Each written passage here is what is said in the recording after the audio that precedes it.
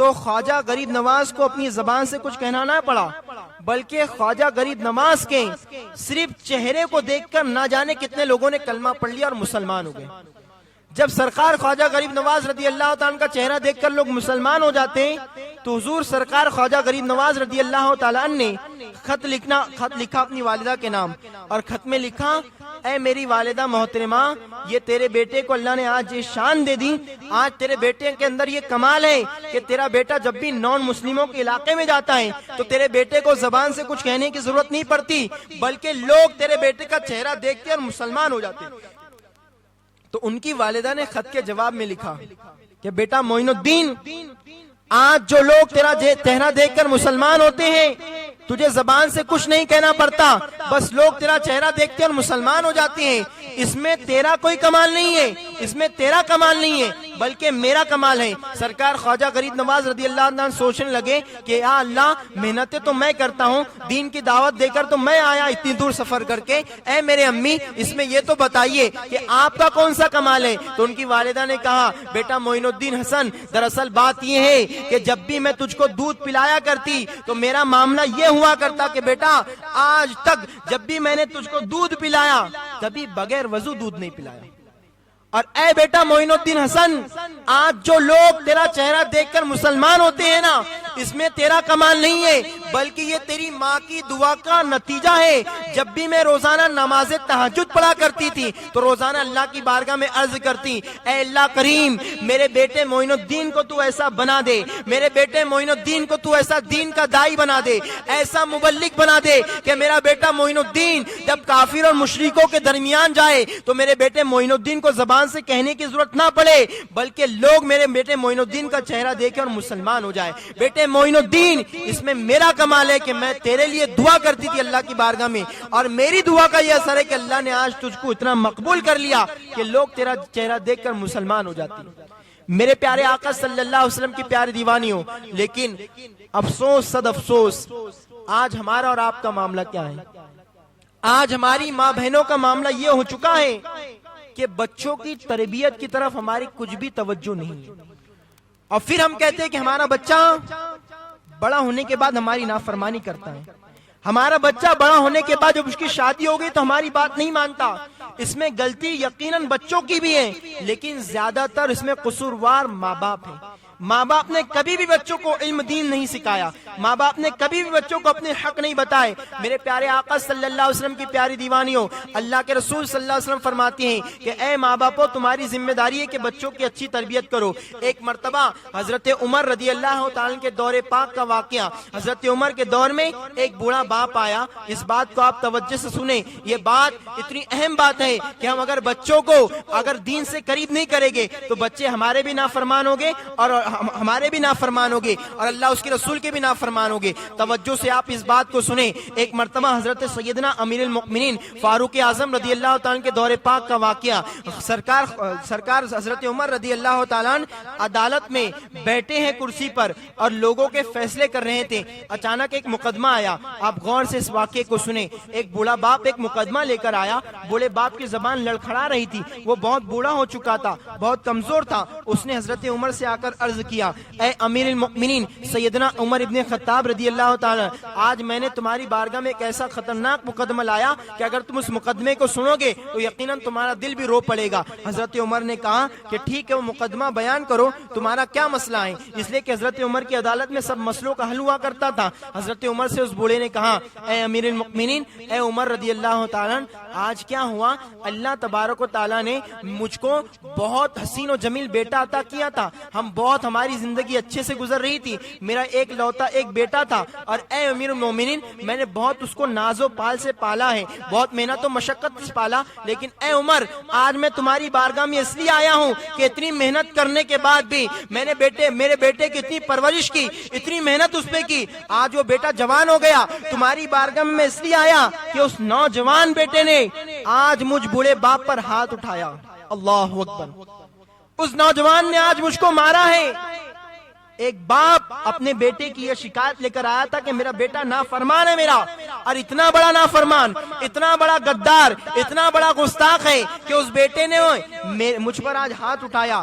اے عمر، میرا بیٹا حاضر ہے، تم جو فیصلہ کرنا چاہو کر لو. میرے بیٹے کو ایسی سزا دو کہ کوئی بھی بیٹا کسی ماں باپ کا گستاخ نہ ہو، کوئی بھی بیٹا کسی ماں باپ کا بے ادب نہ ہو. میرے پیارے آقا صلی اللہ علیہ وسلم کی پیاری دیوانی ہو، یہ تو 1450 سال پہلے کا واقعہ تھا کہ صرف ایک باپ تھا اور ایک بیٹا تھا. ایک بیٹے نے ایک باپ پر ہاتھ اٹھایا تھا. آج کا معاملہ تو بالکل جدا ہے. تو بہرحال حضرت عمر رضی اللہ تعالی نے اس سے پہلا سوال کیا اور اس بوڑھے باپ سے کہا، اے میں تیرا فیصلہ تو کرتا ہوں لیکن پہلے مجھے ایک سوال کا جواب دے دے. حضرت عمر نے کہا، اے بوڑھے انسان، تو تیرے بیٹے کی شکایت میرے پاس لے کر آیا، یہ بتا کہ تو نے تیرے بیٹے کو دین کتنا سکھایا.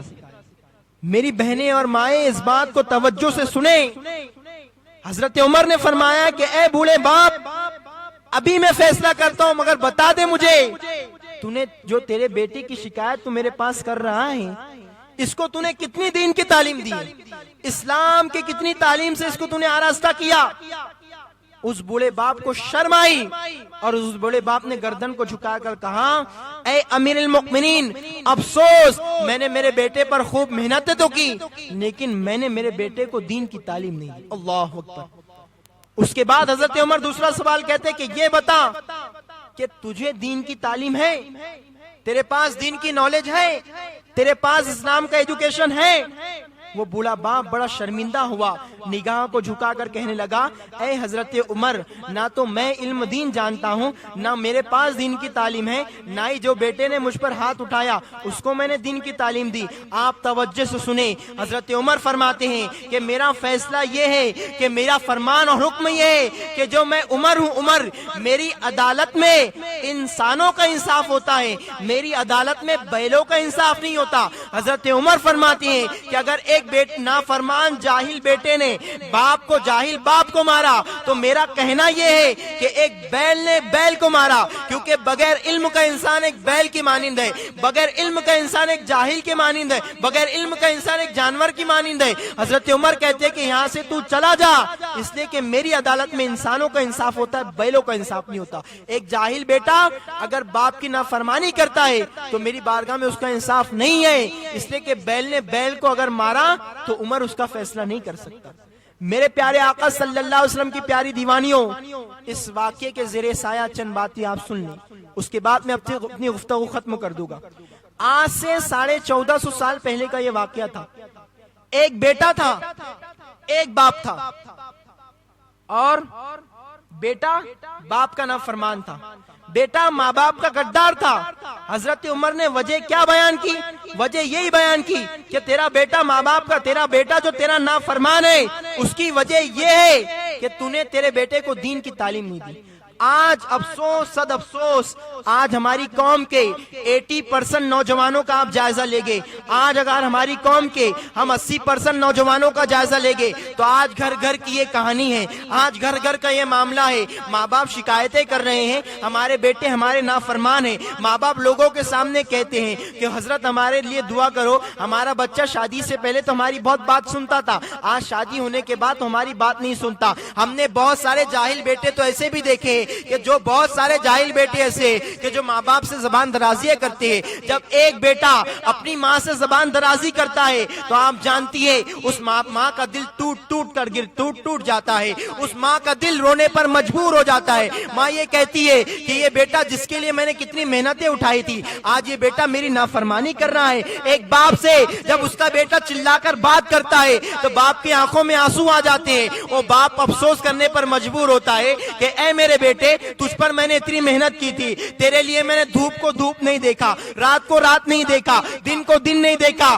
پورا سر کا پسینہ پیروں تک لا کر میں نے میرے بچے تیری خدمت کی ہے، میں نے تجھ کو پالا اور پوسا اور اس لائق بنایا، لیکن آج تو میرا نافرمان بن گیا. لیکن افسوس کی بات تو یہ ہے کہ ہم بچوں پر خوب محنتیں تو کر رہے ہیں، ہم بچوں کو دنیا میں دلانے کے لیے خوب کوششیں تو کر رہے ہیں. آج جو بچے ہمارے نافرمان ہیں اس کی وجہ وہی یہی ہے، سب سے بڑی وجہ یہی یہی ہے کہ ہم اپنے بچوں کو دین سے قریب نہیں کرتے, ہم اپنے بچوں کو اسلام سے قریب نہیں کر رہے ہیں, ہم اپنے بچوں کو علماء کرام سے قریب نہیں کر رہے ہیں. آج نوجوانوں کا معاملہ یہ ہو چکا ہے, نوجوانوں کے حالات اتنے بدتر ہوتے جا رہے ہیں کہ آپ دیکھیں ہر گھر کی یہ کہانی ہے, ماں باپ اپنے بچوں سے پریشان ہیں. ہم تو بہت سارے جاہل ایسے بھی نوجوانوں کو جانتے ہیں کہ جو ماں باپ سے زبان درازی کرتے ہیں, بہت سارے نوجوان ایسے بھی ہیں کہ جو ماں باپ کو معاذ اللہ گالیاں تک دیتے ہیں, ماں باپ کو گالیاں دیتے ہیں. اس میں قصور صرف بچوں کا نہیں ہے, آج جو بچے ہم کو گالیاں دے رہے ہیں اس میں واحد قصوروار بچے نہیں ہیں, ہم بھی قصوروار ہیں. اگر ہم ہمارے بچوں کو اسلام کی تعلیم دیتے تو ہمارے بچوں کی نگاہ میں حضور پاک صلی اللہ علیہ وسلم کی یہ حدیث مبارکہ ہوتی. اللہ کے رسول صلی اللہ علیہ وسلم فرماتے ہیں کہ جو انسان اگر جاننا چاہے کہ اس کا اللہ اس سے راضی ہے کہ ناراض ہے تو اپنے والدین کو دیکھ لے. آقا فرماتے ہیں اگر کسی بندے سے اس کے والدین راضی ہے تو اس بات کی ضمانت ہے کہ اللہ بھی اس سے راضی ہے, اور کسی بندے سے اس کے والدین ناراض ہیں تو آقا فرماتے اس بات کی ضمانت ہے, یہ بات کی پکی دلیل ہے کہ اللہ بھی اس سے ناراض ہے. ہم اگر بچوں کو یہ تربیت دیتے ہیں تو بچہ ہم پر ہاتھ اٹھاتا نہیں, ہم پر نگاہ ٹیڑھی نگاہ سے دیکھنے والا نہیں ہوتا, بلکہ ہمارا بچہ ہمارا ہاتھ چومنے والا ہوتا. ہم یہ تعلیم دیتے, آقا کی یہ حدیث بتاتے بچوں کو. آقا نے فرمایا کہ جنت ماں کے قدموں کے نیچے ہیں. تو بچے ہم کو گالیاں نہیں دیتے بلکہ ہمارے قدموں کا بوسہ لیا کرتے. آج یہ ہمارے ہی المیاں ہیں کہ ہم نے اپنے بچوں کی اچھی تربیت نہیں کی. میرے پیارے آقا صلی اللہ علیہ وسلم کی پیاری دیوانی ہو تو بچوں کی اچھی تربیت کرو. ماں کے جو اثرات ہوتے ہیں بچے میں بہت جلدی منتقل ہوتے ہیں. ماں جیسا کرتی ہے بچوں کے اندر ویسے اثرات آ جاتے ہیں. آج ہماری قوم کے بچوں کا حال کیا ہے؟ ہماری قوم کے چھوٹے چھوٹے بچے 5 سے 10 سال کی ان کی ننھی سے ننھی عمر ہوگی, ان کی زبان پر ایسی گالیاں ہیں, ان کی زبان پر ایسے گندے جو ہے تو جملے ہیں کہ اللہ اکبر.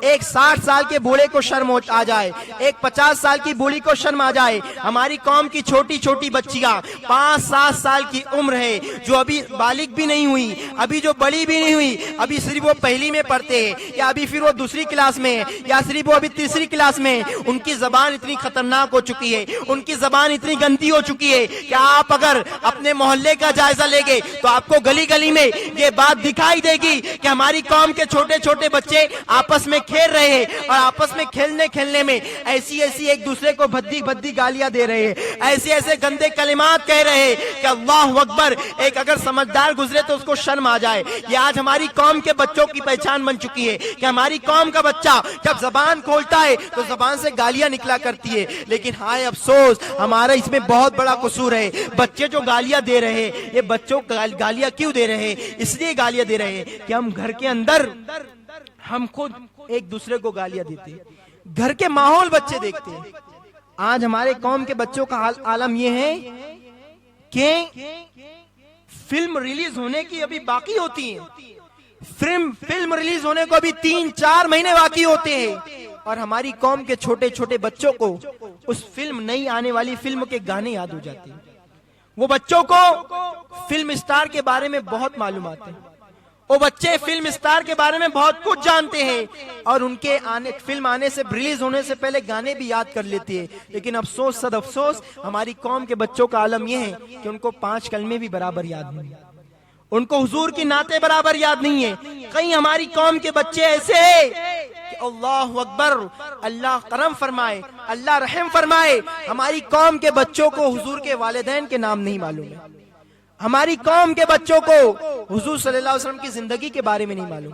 ہماری قوم کے بچوں کا عالم یہ ہے کہ ہماری قوم کے بچوں کو خلفائے راشدین کے بارے میں نہیں معلوم, اولیاء کرام کے بارے میں نہیں معلوم, صحابہ کرام کے بارے میں نہیں معلوم. یہ آپ کے سامنے میں حقیقت پیش کر رہا ہوں, نہیں تو آپ خود جا کر جائزہ لے لیں اپنے محلے کا.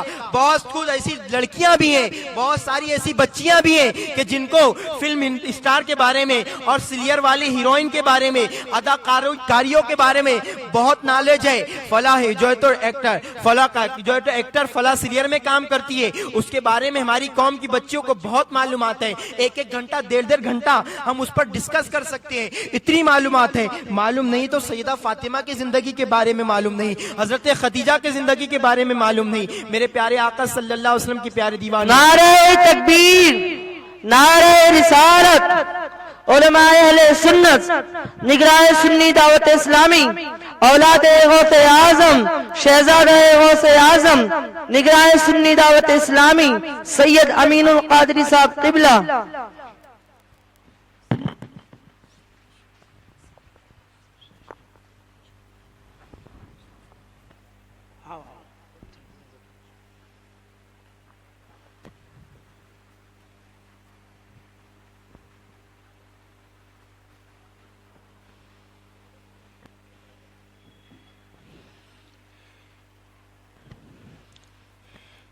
السلام علیکم ورحمۃ اللہ وبرکاتہ۔